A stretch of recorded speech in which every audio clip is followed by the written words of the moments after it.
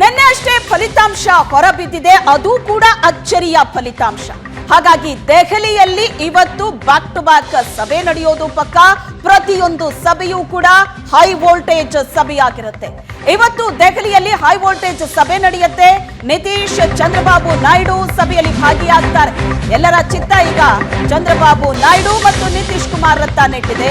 ಬಿಜೆಪಿಗೆ ಬೆಂಬಲ ನೀಡೋದರ ಬಗ್ಗೆ, ಅಧಿಕೃತ ಘೋಷಣೆಯ ಬಗ್ಗೆ ಇವತ್ತು ಮಾಹಿತಿ ಹೊರಬೀಳುತ್ತೆ. ಸಂಪುಟ ರಚನೆ ಬಗ್ಗೆಯೂ ಕೂಡ ಇವತ್ತು ಎನ್ಡಿಎ ನಾಯಕರು ಸಭೆ ನಡೆಸಲಿದ್ದಾರೆ. ಸಂಜೆ 4 ಗಂಟೆಗೆ ಎನ್ಡಿಎ ನಾಯಕರ ಸಭೆ ಇದೆ.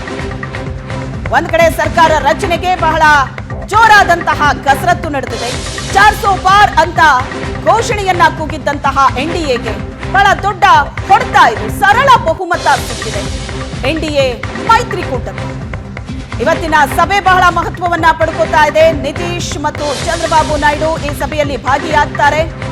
ತಮ್ಮ ಬೆಂಬಲದ ಕುರಿತಂತೆಯೂ ಕೂಡ ಅಧಿಕೃತವಾದ ಘೋಷಣೆ ಇವತ್ತು ಮಾಡ್ತಾರೆ ಅಂತಲೇ ಹೇಳಲಾಗ್ತಾ ಇದೆ.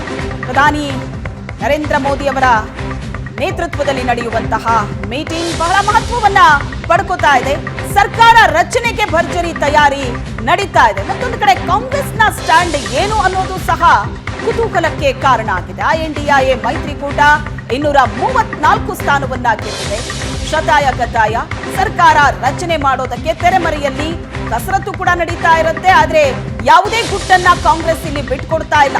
ಮೈತ್ರಿಕೂಟದಿಂದ ಯಾವುದೇ ಗುಟ್ಟು ರಟ್ಟಾಗ್ತಾ ಇಲ್ಲ. ಇನ್ನು ಬಿಜೆಪಿ ಸರಳ ಬಹುಮತವನ್ನ ಪಡೆದಿದೆ. ಹಾಗಾಗಿ ಸರ್ಕಾರ ರಚನೆಗೆ ಕಸರತ್ತು ನಡೆಸ್ತಾ ಇದೆ. ಇನ್ನು ನಿತೀಶ್ ಕುಮಾರ್ ಮತ್ತು ಚಂದ್ರಬಾಬು ನಾಯ್ಡು ಮೇಲೆ ಚಿತ್ತ ನೆಟ್ಟಿದೆ. ಇವತ್ತು ಸಭೆಯಲ್ಲಿ ಭಾಗಿಯಾಗ್ತಾರೆ. ಬಿಜೆಪಿಗೆ ಬೆಂಬಲ ಘೋಷಣೆ ಮಾಡ್ತಾರೆ ಅಂತಲೇ ಇದೆ. ಆದ್ರೆ ಇವತ್ತಿನ ಸಭೆಯಲ್ಲಿ ಅಧಿಕೃತವಾದಂತಹ ಘೋಷಣೆ ಹೊರಬೀಳುತ್ತೆ. ನೆನೆ ಫಲಿತಾಂಶ ಬರ್ತಾ ಇದ್ದಂತೆ ಘಟಾನುಘಟಿ ನಾಯಕರು ಕೂಡ ಅಲರ್ಟ್ ಆದ್ರು.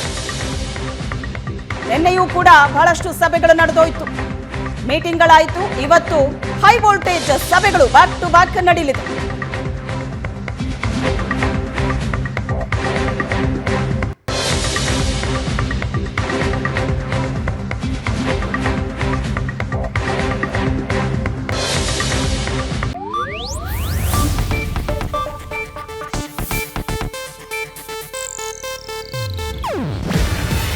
ಇದು ಏಷ್ಯಾನೆಟ್ ನ್ಯೂಸ್ ನೆಟ್ವರ್ಕ್ ಪ್ರಸ್ತುತಿ. ನೀವು ನೋಡ್ತಿದ್ದೀರಾ ಏಷ್ಯಾನೆಟ್ ಸುವರ್ಣ ನ್ಯೂಸ್.